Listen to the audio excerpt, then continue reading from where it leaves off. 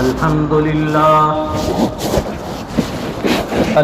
لله وكفى وسلام على عباده الذين اصطفى خصوصا على أفضلهم وخاتم النبيين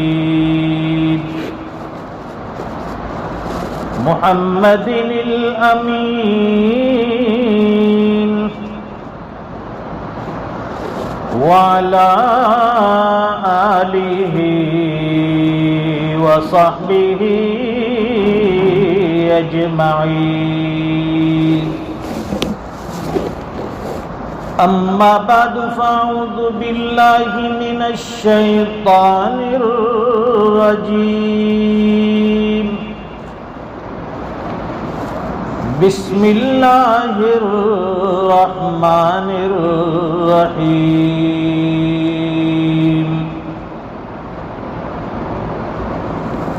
ويل لكل همزة لمزة الذي جمع ماله وعدده يحسب أن ماله أخلده كلا لينبذن في الحطمة وما أدراك ما الحطمة نار الله الموقدة التي تطلع على الأفئدة إنها عليهم مؤصدة في عمد ممددة صدق الله العظيم اللهم صل على سيدنا ومولانا محمد وعلى آل سيدنا محمد وبارك وسلم. بزرگوں اور دینی بھائیوں، اللہ تعالیٰ نے ایک نظام بنایا ہے اور کائنات کے اس نظام میں ایک اخروی نظام بھی اللہ تعالیٰ نے جاری رکھا. آخرت میں فلاح اور بہبودی اور وہاں پر ملنے والے عذاب کا دار و مدار دنیاوی زندگی پر ہے. انسان دنیا میں اعمال صالحہ کرتا ہے، نیکیاں کماتا ہے، اور اعمال صالحہ کی وجہ سے نیکیوں کا جو ذخیرہ ہوتا ہے اس پر اللہ تعالیٰ آخرت کی نعمتیں، جنت کی نعمتیں عطا فرمائیں گے. اور دنیا میں انسان نافرمانی کرتا ہے، اللہ اور اس کے رسول کے حکم کی اطاعت نہیں کرتا، بات مان کر نہیں دیتا، تو ظاہر ہے کہ اللہ تعالیٰ اس کی وجہ سے آخرت میں اس پر عذاب دیں گے. اور بعض گناہ ایسے ہوتے ہیں کہ حق تعالیٰ شانہ آخرت کے ساتھ ساتھ دنیا میں بھی اس کی زندگی کشمکش والی کر دیتے ہیں. نافرمانیوں کی وجہ سے دنیا کے اندر بھی حالات اور دنیا میں بھی تکالیف اور پریشانیاں آتی ہیں. ایک ایمان والے کی زندگی جب وہ دین پر چلتا ہے، شریعت پر عمل کرتا ہے، تو ظاہر ہے کہ دین پر چلنے میں اس پر حالات بھی آئیں گے، آزمائشیں بھی آئیں گی. لیکن ان حالات اور آزمائشوں میں رہتے ہوئے اگر وہ شریعت پر چل کر دیتا ہے، احکام خداوندی کو بجا لاتا ہے، تو اللہ تعالیٰ اس کے اجر میں اور اس کی نیکیوں میں اضافہ بھی فرماتے ہیں۔ ابھی ابھی ہم لوگ رمضان سے گزرے اور ظاہر ہے کہ رمضان کا موسم اور رمضان کا مہینہ شدید گرمیوں والا، تلتلاتی دھوپ اور آسمان سے جیسے آگ کے انگارے برس رہے ہیں۔ انسان کی طبیعت نہیں چاہتی کہ ہم لوگ روزے سے رہے، بھوکے پیاسے رہے، لیکن دوسری طرف اللہ اور اس کے رسول کا حکم ہمیں ان چیزوں سے مانے رکھتا ہے کہ کچھ بھی ہو جائے، کیسی بھی پریشانی آ جائے، کیسے بھی حالات آ جائے، کتنی بھی گرمی ہو، لیکن ہم لوگ اللہ کے نام پر روزہ رکھیں گے، اللہ کے نام پر بھوکے اور پیاسے رہیں گے۔ بندے کی اس ادا پر اللہ تعالیٰ کو پھر بڑا پیار آتا ہے۔ اسی لیے فرماتے ہیں کہ جب کوئی بندہ روزہ رکھتا ہے، روزے کی حالت میں وہ بھوکا پیاسا ہوتا ہے، اس کی طبیعت چاہتی ہے کہ کھانا کھا لے، جی چاہتا ہے کہ پانی پی لے، لیکن اپنے پروردگار کی رضا کے خاطر، اللہ کے حکم کے خاطر وہ قربانیاں دیتا ہے، کھانا بھی نہیں کھاتا،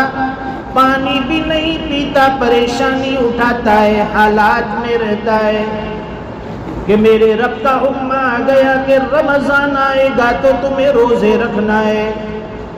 رمضان آئے گا تمہیں عبادتیں کرنی ہے، رمضان آئے گا تو اللہ کے حکم کو بجا لانا ہے، راتوں کو نمازوں میں کھڑا ہونا ہے۔ بندہ اس امید پر، اس نیت پر کہ دنیا تو کیسے بھی گزر جائے گی، کیسے بھی حالات سے کٹنے والی ہے، یہ رمضان کے ایک مہینے کے روزے بظاہر مشکل ہے،